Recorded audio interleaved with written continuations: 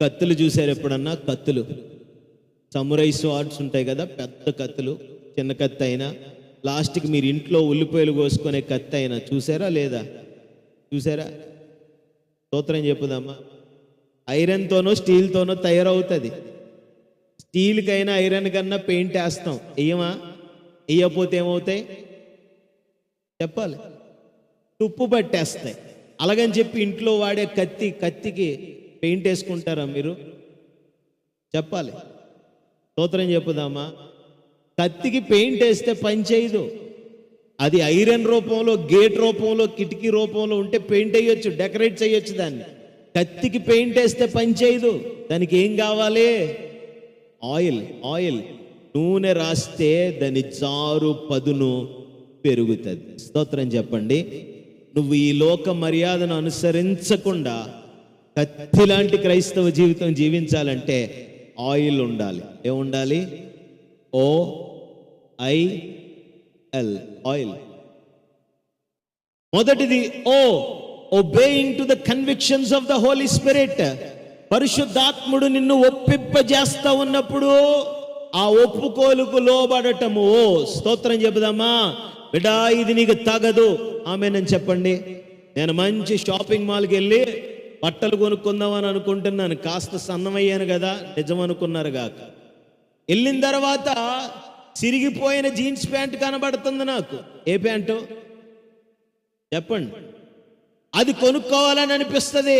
అసలు జీవితంలో ఎలాంటిది ఒకసారి వేసుకోవాలి, వయసు అయిపోతుంది కదా అని అనిపిస్తే లోపల నుండి పరిశుద్ధాత్ముడు అంటాడు, అరే ఇది తగదేమో కదా, బాగోదేమో కదా. స్తోత్రం చెప్పుదామా.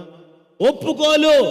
వెంటనే నీ మనసును ట్యూన్ చేయాలి. అవును ప్రభువా, నేను ఆ పదునైన ఖడ్గం లాంటి జీవితాన్ని కలిగి ఉండాలంటే ఇది నాకు తగదు, కరెక్టే. ఇది నాకు తగదు, కరెక్టే. అక్కడి నుండి పోవాలి. Obeying the convictions of the Holy Spirit. పరిశుద్ధాత్ముని ఒప్పుకోలుకు నువ్వు లోబడాలి. ఆమేనని చెప్పుదామా.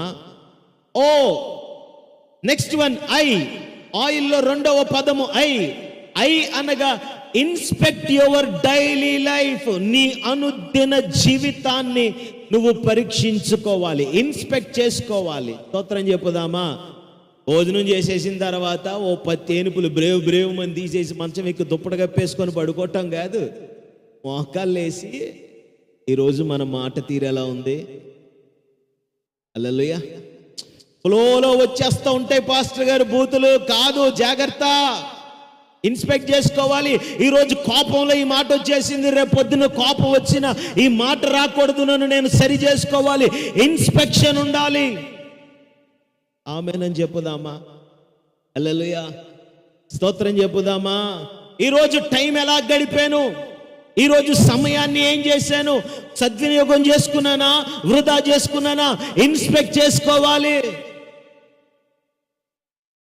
స్తోత్రం చెప్పండి. లెట్ గో ఆఫ్ అంటే విడిచిపెట్టాలి. కొన్ని రహస్యమైన పాపాలు ఉంటాయి, కొన్ని రహస్యమైన పొరపాట్లు ఉంటాయి, వాటిని వదిలేయాలి. ఆమేనని చెప్పుదామా. ఆయిల్ ఉంటే గనక ఖచ్చితంగా డెకరేషన్, పెయింట్లు డెకరేషన్, లోకపు మేకప్పులు, మెరుపులు అక్కరలేని ఒక ఖడ్గముగా, పదునైన ఖడ్గముగా దేవుని కోసం నువ్వు ఉండగలుగుతావు. ఆమేనని చెప్పుదామా.